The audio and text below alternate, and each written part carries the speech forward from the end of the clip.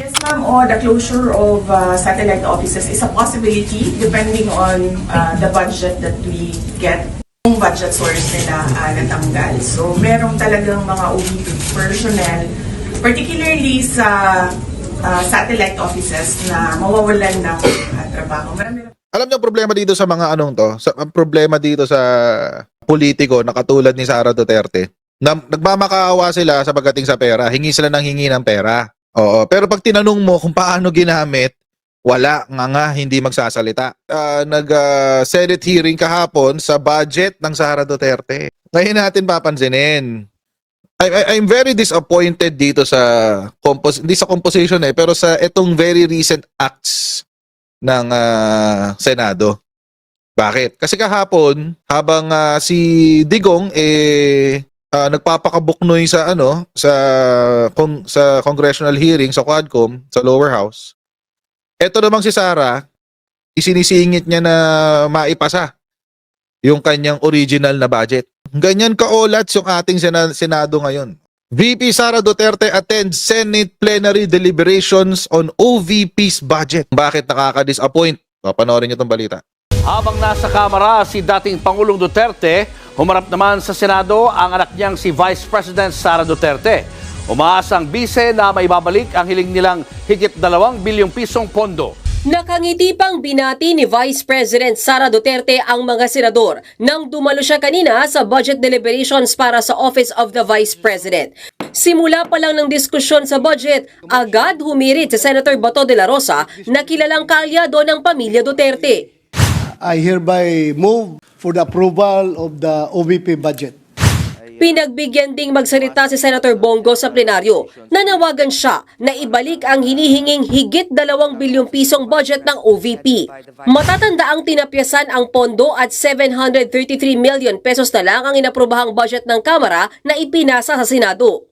Para naman po makapagtrabaho ng maayos ang ating Vice Presidente na parte po ng executive branch of the government. Para naman meron tayong working Vice President at hindi lang po spare tire. Gusto naman po magtrabaho. Huwag ho nating pilayan ang gustong magtrabaho. Akala ko ba di niya kailangan ng budget? Mag-ama talaga kayo ni Digong, no? Ano to si Sara tsaka si Rodrigo Duterte? Mag-ama talaga sila, pareho sila sinungaling. Tanong na senador kaugnay sa budget ng Office of the Vice President. Kaya wala pang 10 minuto, lumusot na ito sa plenaryo. Pero pag-uusapan daw ito ng masinsinan ng mga senador.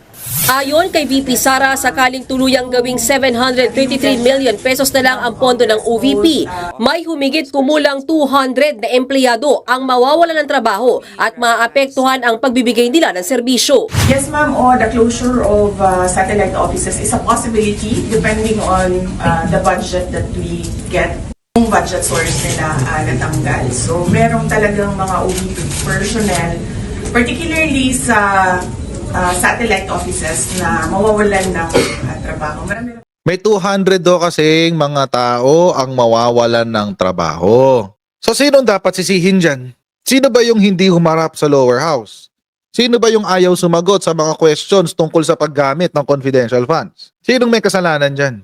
Kung magsasara, ang 10 na yata yan eh. Oo, yung 10 OVP satellite offices, may 200 na mawawalan ng trabaho. So, ibig sabihin, kada satellite office may mga approximately 20. Kaninong may kasalanan yan? Alam niyo ang problema dito sa mga anong to? Ang problema dito sa politiko na katulad ni Sara Duterte, na nagmamakaawa sila sa pagdating sa pera, hingi sila ng hingi ng pera. Oo, pero pag tinanong mo kung paano ginamit, wala nga hindi magsasalita. Magmamakaawa siya sa Senado, kawawa naman yung mga tao ko, 200 sila, mawawalan sila ng trabaho. Kung sinagot mo lahat ng tanong sa budget hearing mo, di wala kang issue. Simple lang naman ganun, di ba? Simple lang naman yun eh. Yayabang-yabang pa si Sara, sabi niya, hindi, sige, kung anong bibigay sa akin ng budget, we will work within that budget. Tapos ngayon, magtatago ka na naman sa likuran ng mga empleyado mo, sasabihin mo, mawawalan sila ng trabaho. Ang sabihin mo, mawawalan ka ng kupit. Social services, nauubos yung confidential funds na hindi natin malaman ng paraan. Confidential fund na dapat for national security, ginagastos sa food and medical aid, food and medical rewards. Mga peking events, pinondohan doon ng 15 million yung YLS ng AFP na hindi naman pala totoo. Gusto niya, bigyan siya ng 2 bilyong piso pero hindi siya magpapaliwanag kung paano niya ginamit. Anong kabobohan yun? Tingnan niyo yung sinabi ni Grace po. For the information of the public, meron namang mga social programs pa rin. Meron pa rin funding na iba eh. For social programs, hinihingi lang natin sa OVP yung detalye kung ano yung mga programs na yun. There are about, if I'm not mistaken, about 600 million also still for social programs. So most probably, so meron na siyang 700. Most probably, ang ending niya is meron siyang approximately 1.4 to 1.5 billion pesos na budget. Magdadagdag pa ng 600 million pesos. Ibibigay niyo sa OVP yung social programs niya. Ba't hindi nyo lang ibigay doon sa lead agency? Bigyan nyo na lang ng allotment ang OVP doon sa mga lead agency. Huwag niyong pahawakin ng pera si Sara Duterte. Dahil alam na natin, mga kotsero, kung ano ang nangyayari kapag siya binibigyan ng pera. Ayan ang nangyayari. Hindi malaman kung saan dinadala yung pera. Hindi man lang tinanong si Sara Duterte sa budget hearing. Tingnan nyo nangyayari pag siya humahawak ng pera, 12 bilyong piso ang hindi malaman kung saan dinala. 6 na bilyong piso ang hindi pa naliliquidate kung saan ginastos. 15 billion ang hindi pa naaasikaso. Hindi nagastos ng maayos. Pinaghihirapan ng taong bayan yan, binabawas nyo yan sa taxes ng bawat empleyado, 32% ng sahod ng bawat empleyado na pupunta sa inyo. Nai-imagine nyo ho ba yun? Mahigit 30% ng inyong pera.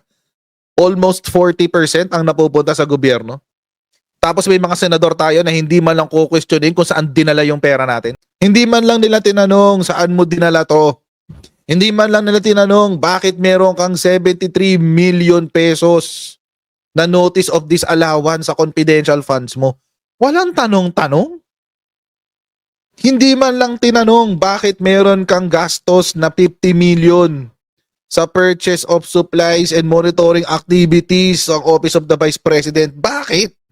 Bakit ka may surveillance and monitoring activities para sa OVP? Wala pa dyan mga kotsero yung 16 million para sa safe houses. Purchase of supplies, 35 million. What the hell? Anong klaseng supplies ang pinagbibili nyo? Ginto? Ang binibili nyo? Ginto? Diba? I mean, confidential funds gagamitin mo sa purchase of medical and food aid. Hindi naman kasama yan dun eh. And this is just the beginning. This is only the tip of the iceberg. Wala pa dito yung mga sobre na pinangbabribe niya sa mga chief accountant. So, kung ganito ang magiging mukha ng impeachment Senate sa 2028, tas kung magi-impeachment man sa 2025, mukhang kailangan natin baguhin ang composition ng Senate. With the current composition ng Senate, hindi ma-impeach. So, ibig sabihin, hindi na pala hawak ng administration ng majority ng Senado. Kaya pala si Sara matapang sa Senate. O, di ba? Tapang-tapang niya humarap dito sa Senado. Kasi tropa niya pala kasi lahat. Pero sa lower house, hindi niya kaya. Kaya nagsalita si Attorney Luistro si Congressman Jinky Luistro. Kaya naman pala niyan dumating at magstay until midnight. Sana itong kanyang presence sa pagsuporta sa ating former president sa Quadcom, sana maipakita rin niya kung saan siya talagang invited na resource speaker sa Committee on Good Government para she can shed light doon sa mga issues which are being raised about the utilization of the OVP budget and the DepEd budget, especially when it comes to the confidential fund. Alam niyo mga kotsero, it's all about accountability kasi. Accountability, mga kotsero, ito yung isang katangian ng isang leader kung saan kahit anong mangyari sa kanyang pinamumunuan, mapabuti o mapapaganda, aakuin niya. Yun yung accountability. Maging mabuti man ang resulta ng kanyang pinamumunuan, maging pangit man ang resulta ng kanyang pinamumunuan, aakuin niya. Yun ang accountability. Yun ang wala si Sara Duterte. Turn off na yung 38% ng mga Pilipino. Turn off na sa mga Duterte, sa kawalang hiyaan ng mga Duterte, yung 31 million. Ilan na lang ang mga Duterte supporters ngayon? 15%. Pero para bigyan pa ng Senado ng 600 million ang OVP for social services, parang, alam nyo kung bibigyan nyo ng 600 million, ibigay nyo sa lead agency. bibigay pa kayo sa isang tao na ayaw niyang panindigan kung paano niya ginastos ang pera, ni ayaw niyang sumagot sa mga lehitimong tanong kung paano niya ginastos ang kanyang confidential fund? Anong klaseng kaangatan yan? Kailangan baguhin natin yung composition ng Senate. Kung magpapatuloy yung ganitong composition ng Senate hanggang for the next 4 years, si PBBM will be a lame duck president for sure. Gagawin nilang lame duck president si PBBM. Sure yan.